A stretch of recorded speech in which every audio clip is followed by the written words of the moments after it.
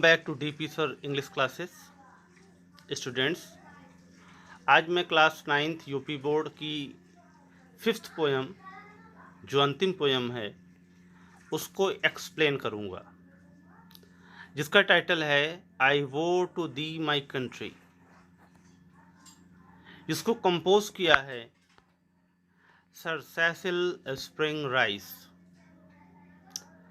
चलिए थोड़ा टाइटल देखते हैं।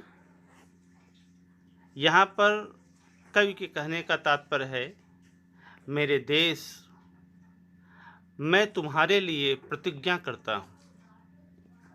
अर्थात कि माई कंट्री का मेरा मतलब हुआ मेरा देश, दी का मतलब हुआ तुम या तुम्हें, क्योंकि दाव का ऑब्जेक्ट जो होता है वो होता है दी, THEE।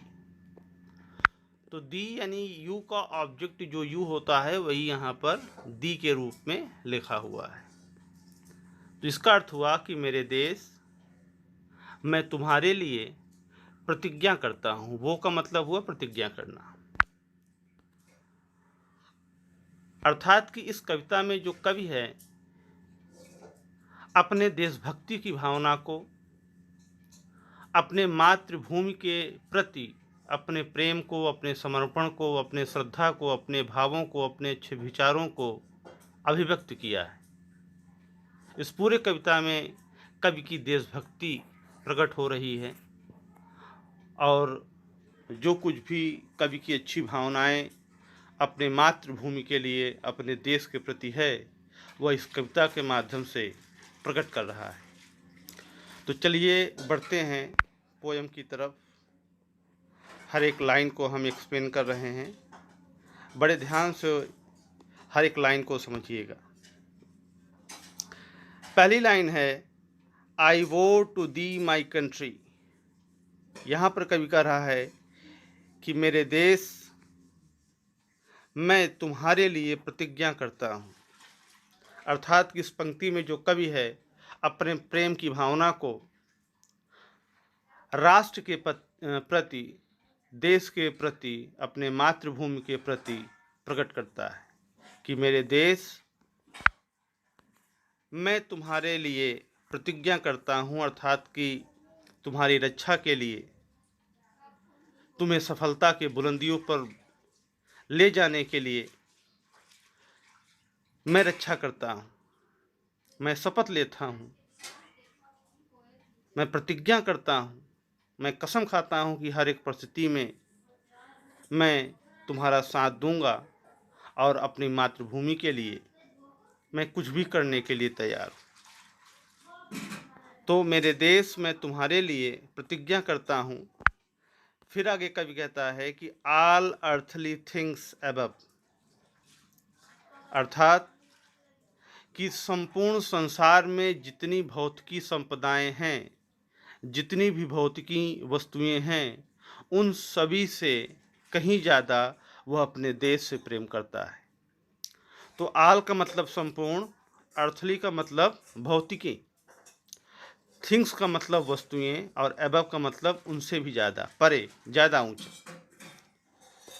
तो इस लाइन में कवि के कहने का मतलब है कि मेरे देश, इस संसार में जितनी भी भौतिकी चीज़ें हैं उन सभी से भी ज़्यादा मैं अपने देश से प्रेम करता हूँ, अपने राष्ट्र से प्रेम करता हूँ, अपनी मातृभूमि से प्रेम करता हूँ। आशा है कि आपको यह पंक्ति समझ में आई होगी।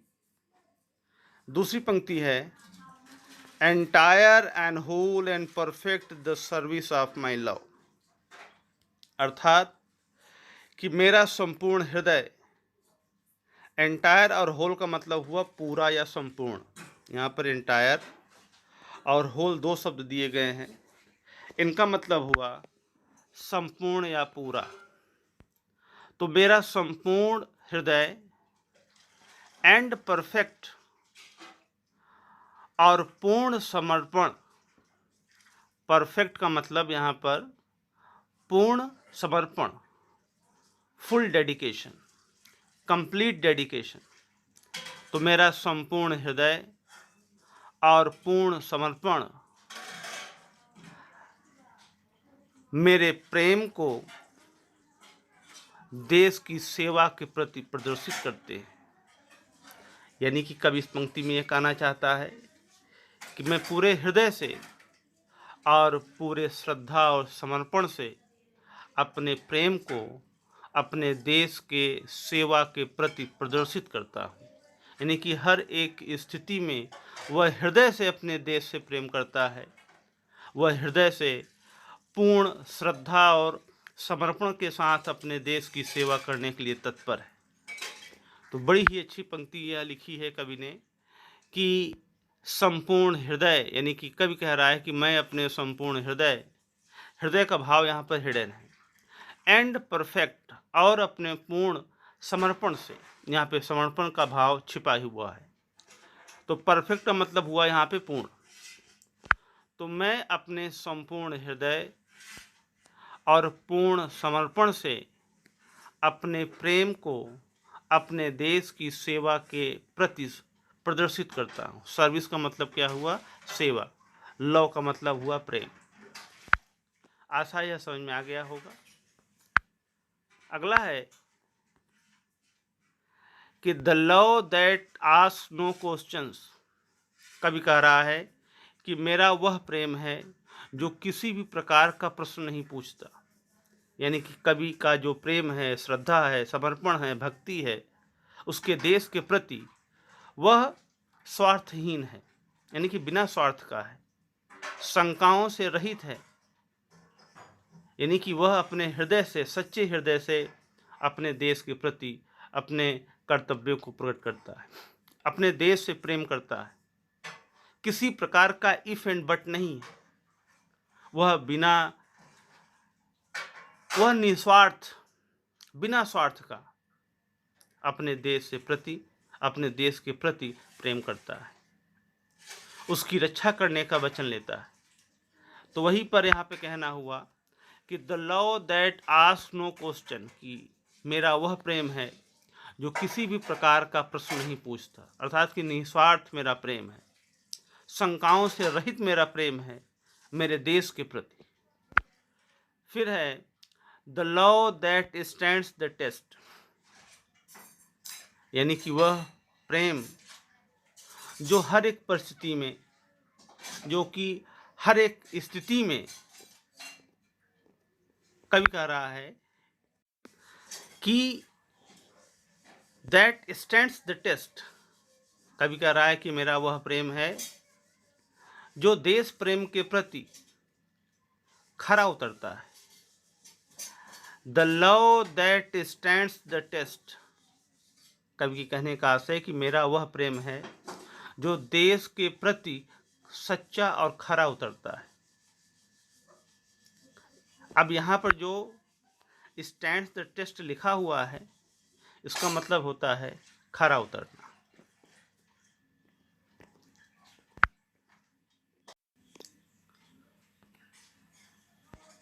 आगे है that lays upon the altar dearest and the best. अब यहाँ से देखिए कि स्टेंजा हमारा फिनिश हो गया। ये अगला स्टेंजा मैं आपको एक्सप्लेन कर रहा हूँ कि that lays upon the altar, altar माने होता है बलिवेदी, डियरेस्ट माने होता है सबसे प्यारा, और बेस्ट माने होता है सबसे अच्छा, यानी कि सबसे मूल्यवान। लेज माने होता है पड़ता है, दैट माने जो। तो यहाँ पर कवि कहने का मतलब है कि वह अपनी सबसे प्रिय और सबसे मूल्यवान वस्तु को भी देश के लिए बलिदान करने के लिए भी तत्पर है। यानी कि बलि वेदी पर, अल्टर का मतलब होता है बलि वेदी, जिस पर बलि दिया जाता था।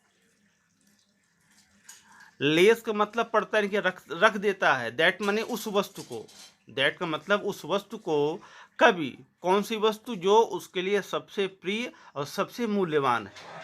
कवि कह रहा है कि मैं अपने सबसे मूल्यवान और सबसे प्रिय और सबसे मूल्यवान वस्तु को देश के खातिर बलिवेदी पर रख सकता हूँ, यानी कि बलिदान कर सकता हूँ। इसमें उसको कोई भी गम नहीं होगा उस वस्तु को बलिदान करने के लिए, अपने देश की रक्षा के लिए। आगे है the love that never फाल्टर्स।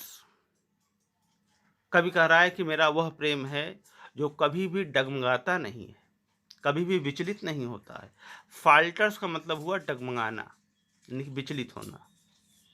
The love that never माने कभी नहीं, तो द लव दैट नेवर फाल्टर्स कि मेरा वह प्रेम है जो कभी भी डगमगाता नहीं है। फिर the love that page the price, यानी कि मेरा वह प्रेम है जो किसी भी मूल्य को अदा करने के लिए तत्पर रहता है, यानी कि वह अपने देश के प्रति कोई भी मूल्य चुकाने के लिए तत्पर है। कवि का देश के प्रति ऐसा प्रेम है, ऐसी श्रद्धा है, ऐसा भाव है, ऐसी भक्ति है कि वह कोई भी मूल्य चुकाने के लिए तत्पर है। किसके लिए? अपने देश की रक्षा के लिए, अपने राष्ट्रभूमि के लिए, अपने मातृभूमि के लिए। तो पेश का मतलब होता है अदा करना, चुकाना, और प्राइस का मतलब मूल्य। लास्ट लाइन है the love that makes undaunted the final sacrifice. अर्थात कवि कह रहा है कि मेरा वह प्रेम है जो निर्भीक होकर के अंतिम बलिदान के लिए भी तत्पर रहता है, यानी कि वह अपने देश से इस कदर प्रेम करता है कि वह निर्भीक होकर के अपने देश के लिए मर जाने के लिए भी तत्पर है, अपने देश के लिए बलिदान हो जाने के लिए भी तत्पर है। तो अनडॉन्टेड का मतलब हुआ निर्भीक। एक नया वर्ड आपको मिला, अनडॉन्टेड। तो अनडॉन्टेड का मतलब हुआ निर्भीक। फाइनल सैक्रिफाइस का मतलब हुआ अंतिम बलिदान। तो अंतिम बलिदान का मतलब क्या हुआ? मौत, मृत्यु। तो कवि कह रहा है कि मेरा वह प्रेम है जो अंतिम बलिदान, यानी कि मेरा वह प्रेम है जो निर्भीक होकर के, यानी कि बिना भय का,